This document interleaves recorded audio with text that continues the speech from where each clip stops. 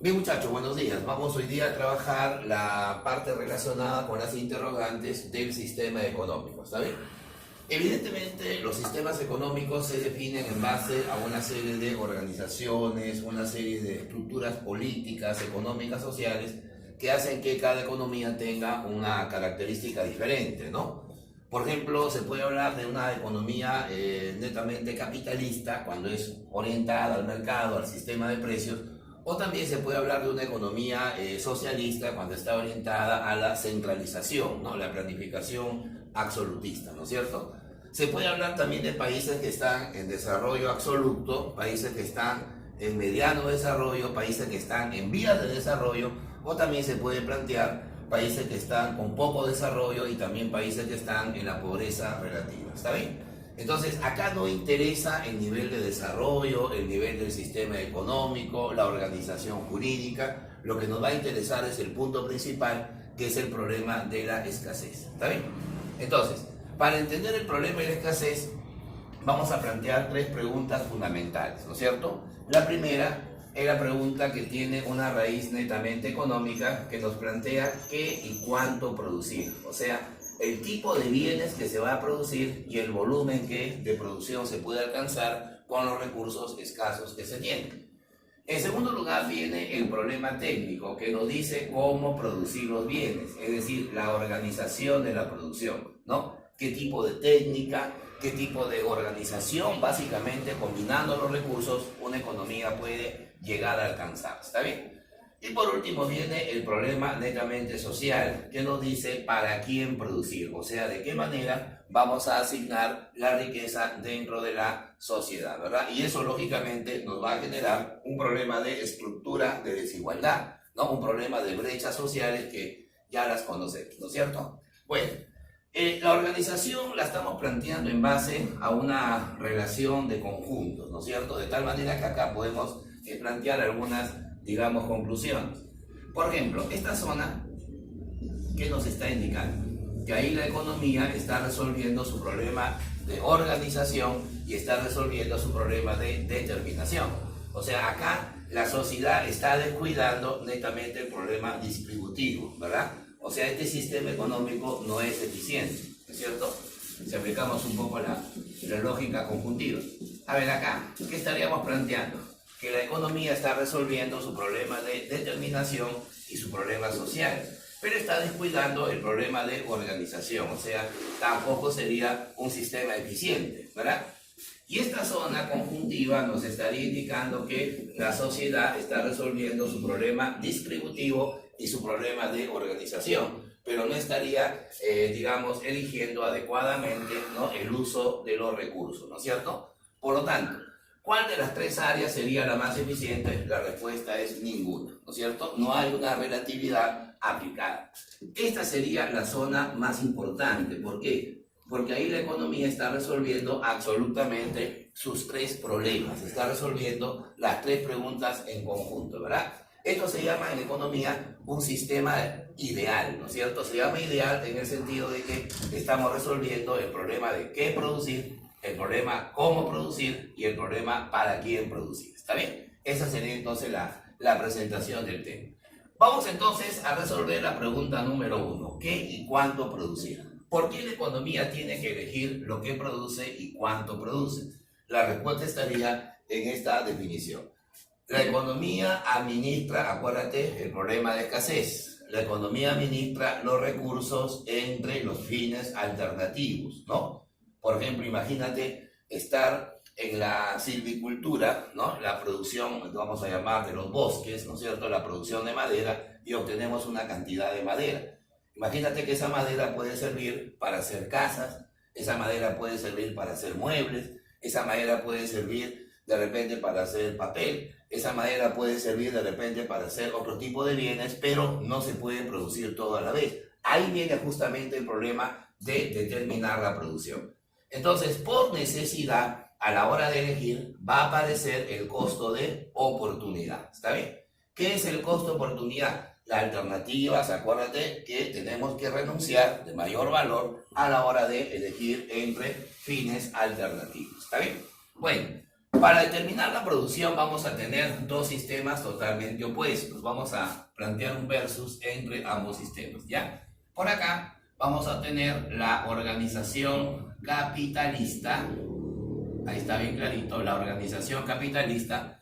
Y por acá vamos a tener la organización socialista, ¿correcto? Vamos a tener los dos sistemas totalmente confrontados, ¿no es cierto? Bueno, en la organización capitalista la estructura está basada en una economía de mercado.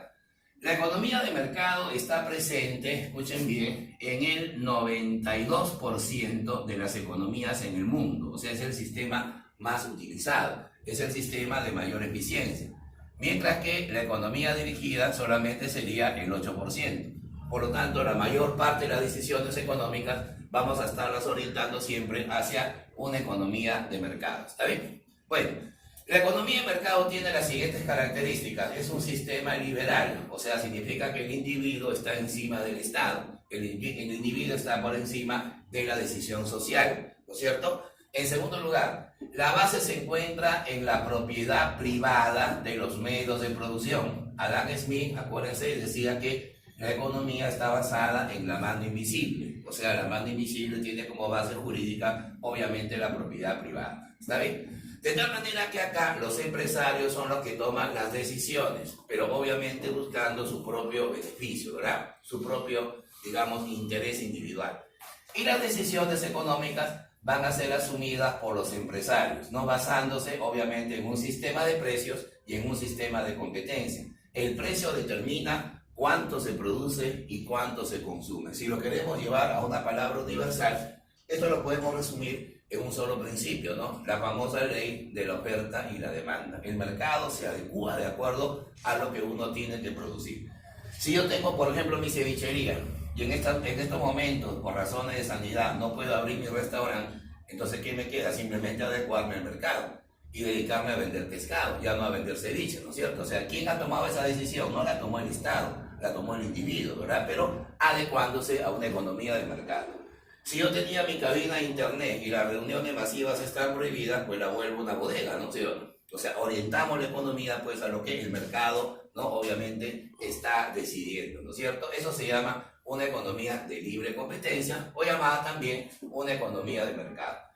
¿El Perú qué tipo de sistema tiene? Obviamente el sistema que nosotros tenemos se llama economía de mercado, pero constitucionalmente se le ha agregado una palabrita que de repente desvía el entorno ideológico del sistema. La Constitución que nos rige dice que el Perú tiene una economía social de mercado. ¿Por qué le agrega el término social? Porque si bien es cierto en nuestra economía hay una libertad de elección, hay una libertad empresarial, una libertad de propiedad, pero sin embargo el Estado también actúa como regulador, ¿no? El Estado redistribuye, el Estado fiscaliza, el Estado también provee, y de tal manera que ese es un aspecto que habría que considerar, ¿verdad? Bueno, y en el régimen socialista vamos a tener la economía dirigida, ¿no? La economía dirigida, por ejemplo, está en un país llamado Corea del Norte. La economía dirigida la encontramos en un país llamado Vietnam, ¿no? La encontramos en un país llamado Tanzania, imagina países que a veces casi ni conocemos. La encontramos también en una economía de América que se llama Cuba, ¿no? Cuba tiene ya casi 60 años de sistema, ¿no? Basado pues en una economía dirigida, ¿está bien? China, ¿no? China es hoy una economía dirigida e encubierta, porque al final su sistema político es comunista, pero ante el mundo, ¿verdad? Su organización es netamente mercantil. Pero nadie va a dudar que una economía dirigida no es otra cosa que un sistema totalitario. Totalitario porque el Estado asume el control de toda, ¿no? La actividad económica, ya que el Estado controla los medios de producción. O sea, en palabras simples, la economía dirigida no, rechaza la propiedad privada. Es una economía basada en la ideología científica del marxismo, ¿no? Los marxistas sostenían que la propiedad privada es la base de la desigualdad. ¿Por qué apareció el capitalismo, el feudalismo, la esclavitud? En base pues a la propiedad privada. Pero en un socialismo, evidentemente, el Estado controlará todo el proceso económico, ¿verdad? Y la planificación centralizada va a ser pues el punto principal para obtener esos objetivos, ¿está bien? Planificación basada, obviamente, pues en decisiones absolutistas donde el pueblo no toma decisiones, sino a él, a ese pueblo se le logra justamente el bienestar material, ¿verdad? Bueno, pasemos ahora a la segunda interrogante, ¿cómo producir los bienes? Tiene que ver con la organización de la producción. Cuando uno dice organizar la producción, significa dos cosas importantes, ¿no? Primero, se tiene que lograr la eficiencia técnica y luego se tiene que lograr la eficiencia económica. ¿Dónde está la diferencia? Una economía tiene eficiencia técnica cuando logra mayor productividad. Para que tengas una idea. Dos pescadores salen a su labor de producción, ¿no? La primera lancha lleva solo 2 pescadores y la segunda lancha lleva 10 pescadores. Al final de la jornada, la primera lancha trae 600 unidades, ¿no? Y la segunda también trae 600 unidades. Si nosotros vemos, la primera lancha produce igual que la segunda, pero sin embargo en la primera existe mayor productividad. ¿Por qué mayor productividad? Porque con menos gente, o sea, con menos recursos, está obteniendo el mismo resultado, ¿no es cierto? Eso sería lo que nosotros llamamos la eficiencia técnica, ¿está bien? La eficiencia técnica implica evidentemente pues tecnologías, implica un capital humano. De repente esos 2 pescadores tienen mucha preparación, ya son como quien dice lobos de mar. En cambio en la segunda, ¿no? La preparación es muy baja, ¿verdad? En cambio la eficiencia económica significa que las empresas o las unidades de producción buscan generar riqueza pero con menores costos, ¿no? O sea, costos más reducidos. Lógicamente los costos van a depender del precio que tengan los recursos. Es como que yo diga, volvemos a los pescadores. La primera lancha necesitaba 2 pescadores y la segunda 10, pero a cada pescador de la primera lancha se le paga 1000 soles. ¿Cuánto gastó el dueño de la lancha? 2000 soles. ¿Qué pasa si en la segunda lancha a cada pescador se le paga solamente 50 soles? Entonces, obviamente la segunda lancha solo gasta 500 soles, la cuarta parte de la primera. O sea, esa segunda lancha produce más barato. En economía eso se llama eficiencia, ¿verdad? La eficiencia económica está en función a los costos que los recursos van a tener, ¿no es cierto? Esa es la idea principal. Si tú logras obtener una eficiencia económica y una eficiencia técnica, vas a lograr organizar la producción de manera adecuada, ¿verdad? Pero ¿de qué dependerá eso? Dependerá de la especialización y los recursos como son combinados. Entonces, para eso vamos a tener 3 conclusiones. A ver, vamos a asumir, para simplificar el gráfico, que L representa el trabajo y BK significa bienes de capital. Esto es mano de obra, gente, personas. Estas son maquinarias, herramientas, ¿verdad? Esa es la idea. Si yo digo, en un taller de costura hay 20 obreros y 12 máquinas, entonces 12 sería BK y 20 sería L. ¿Está bien? Para la función de producción. Ahora, las técnicas de producción básicamente son 3. La primera se llama mano de obra intensiva, la segunda se llama capital intensivo y la tercera se llama tecnología intermedia. ¿Cuál es la diferencia? Gráficamente se observa que en la mano de obra intensiva la proporción de trabajo, ¿no es cierto?, la proporción de mano de obra supera largamente a los bienes de capital. O sea, se emplea poquita maquinaria y bastante gente, ¿verdad? Esa es la mano de obra intensiva. Esta técnica, si bien es cierto, es una técnica de intensidad de mano de obra, de generación de empleo, es aplicada en las economías poco desarrolladas, ¿no? Que tienen una actividad primaria predominante, ¿no? No están muy desarrolladas en producción de medios de capital, no están muy desarrolladas en capital humano propiamente, entonces genera pues una intensa, digamos, aplicación del trabajo. En el capital intensivo, la proporción de maquinaria, observa claramente, supera a la proporción de mano de obra. Este método de producción estará aplicado por los países más desarrollados, por las economías más industrializadas, ¿verdad? Que evidentemente le dan más importancia a la máquina que al hombre, ¿verdad? Es lo que nosotros llamamos el maquinismo, ¿no? La automatización de la producción. Y la tecnología intermedia, bueno, que es una situación un poco utópica, donde las proporciones de mano de obra y maquinaria son las mismas, ¿verdad? Esa es la idea. A ver, muchachos, una especie de pregunta para que ustedes puedan razonar. Por ejemplo, se dice que este año nuestra economía va a pasar la recesión más fuerte de toda su historia. O sea, imagínate, en 200 años vamos a tener la peor recesión de la historia. Y todos sabemos que la recesión genera un problema de ocupación. La recesión genera desempleo. ¿Dónde creen ustedes que el desempleo va a afectar más? ¿En cuál de las tres formas o técnicas de producción? Obviamente sería en la primera.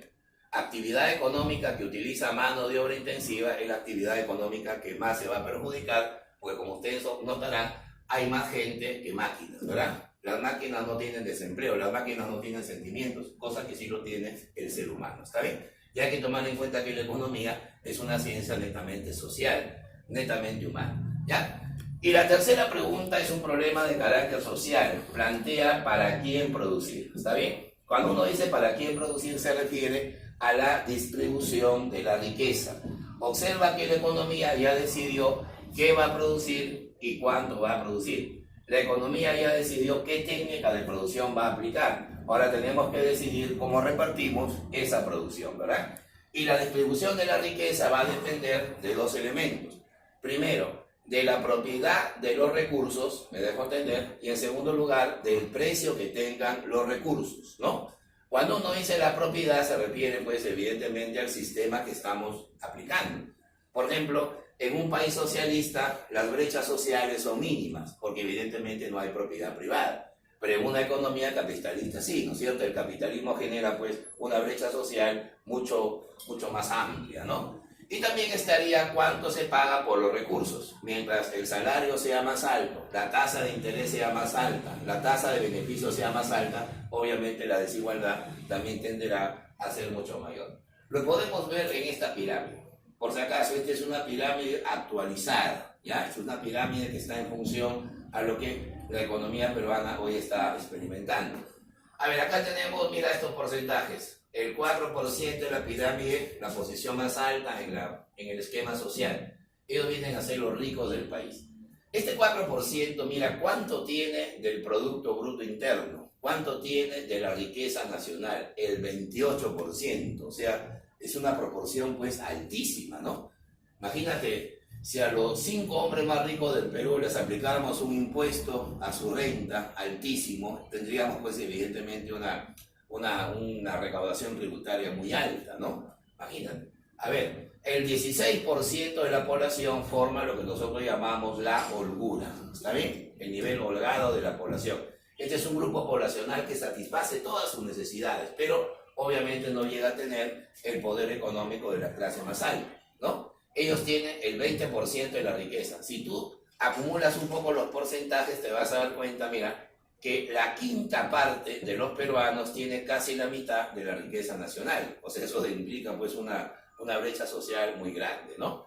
Luego viene el 50% de la población, pero que lo estamos dividiendo en dos segmentos, ¿ya? O sea, de cada 2 peruanos, uno es clase media, pero cuidado, el 20% de arribita es la clase media consolidada.